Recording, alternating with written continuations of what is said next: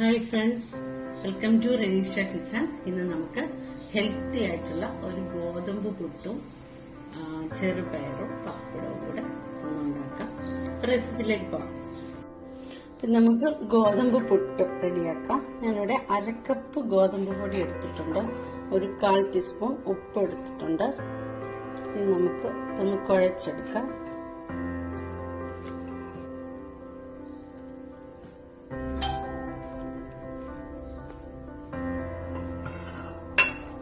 ഈ പരുവത്തിൽ കുഴച്ചെടുത്തിട്ടുണ്ട്. ഇനി നമ്മൾ പുട്ടുണ്ടാക്കും.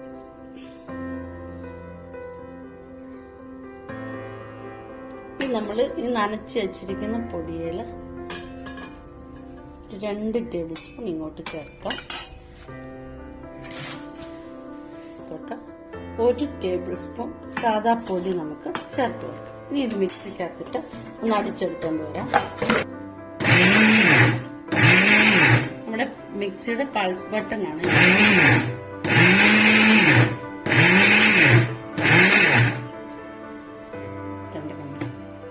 നല്ലതായിട്ട് കിട്ടിയിട്ടുണ്ട്.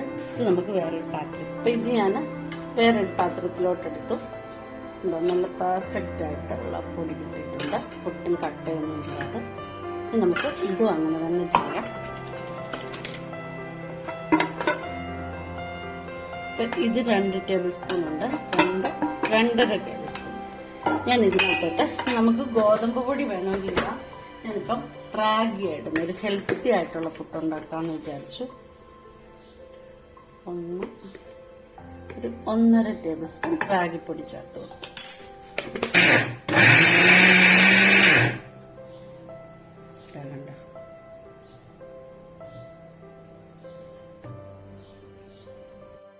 നമ്മൾ റാഗിപ്പൊടി ചേർത്തു, അത്ര പെർഫെക്റ്റ് ആയിട്ട് കിട്ടിയില്ല. അപ്പൊ നമുക്ക് കുറച്ചും കൂടി ഒരു 1/2 ടേബിൾ സ്പൂൺ കൂടെ ഗോതമ്പ് പൊടി ചേർത്ത് കൊടുക്കാം. ഇനി ഒന്നുകൂടെ ഒന്ന് പൾസ് ബട്ടൺ യൂസ് ചെയ്ത് ഒന്നുകൂടെ ഒന്ന് അടിച്ചെടുക്കാം.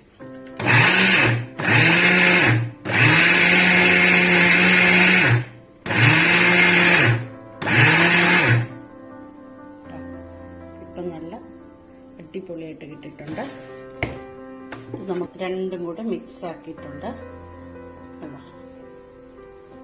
ഈ റാഗിയുടെ ടേസ്റ്റ് ഇഷ്ടമല്ലാത്തവർക്ക് കുറച്ച് റാഗിനകത്താകും ഗോതമ്പുമാണ് ഹെൽത്തി ആയിട്ടുള്ള. വേണേ ഇതിനകത്തോട്ട് സ്വല്പം ചിയ സീഡിന്റെ പൊടിയോ ഒക്കെ ചേർത്ത് കുറച്ചും കൂടെ ഹെൽത്തി ആക്കാം.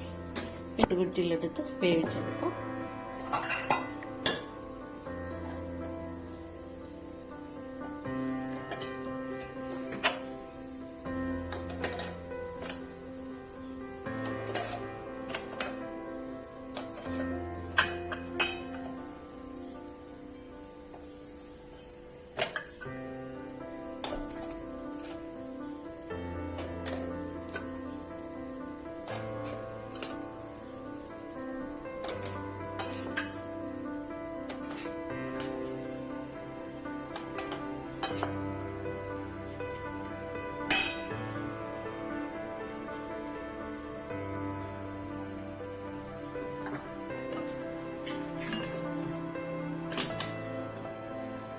പുട്ടിന്റെ കൂടെ ചെറുപയറും പപ്പടവുമാണ് ഞാൻ എടുത്തിരിക്കുന്നത്.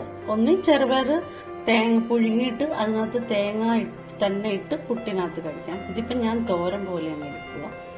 അതുകൊണ്ടെങ്കിൽ പിന്നെ ഉച്ചക്കത്തേനും ആകുമല്ലോ. അപ്പൊ വെളുത്തുള്ളി ചുമന്നുള്ളി ഇട്ടു. ഇനി തേങ്ങയും കൂടെ ചേർത്ത് കൊടുക്കാം. ഒത്തിരി തേങ്ങ ഇടുന്നില്ല, കുറച്ച് തേങ്ങ എടുത്തുള്ളൂ.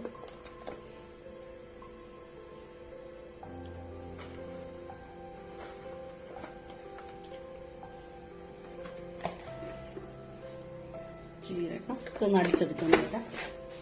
ആവി വന്നു ഇച്ചിരി നേരമായി. ഇച്ചിരി നേരം കൂടി ഞാനൊന്ന് വെച്ചു. ഇനി നമുക്കിതെടുക്കാം. ഒന്ന് താളിച്ചെടുക്കാം.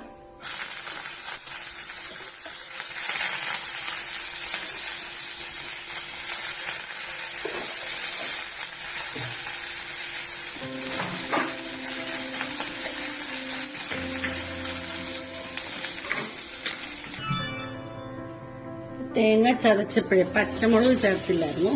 അപ്പം ഞാൻ 2 പച്ചമുളകും കൂടെ ചേർത്തിട്ടുണ്ട്.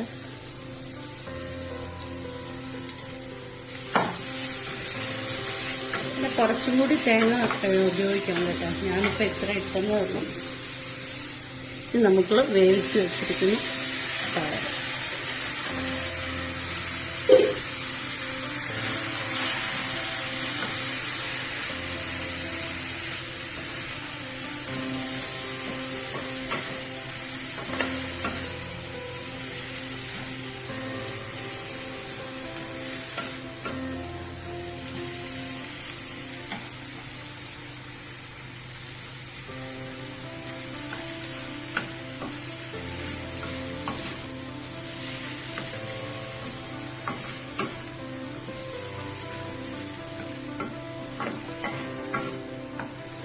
ഇത്തിരി അങ്ങ് തോർത്തി എടുക്കണ്ട. ഇച്ചിരി പുട്ടൊക്കെ തിന്നാൻ ഇച്ചിരി ഒരു വെള്ളത്തിന്റെ ഒരു മയമുള്ളതല്ലേ.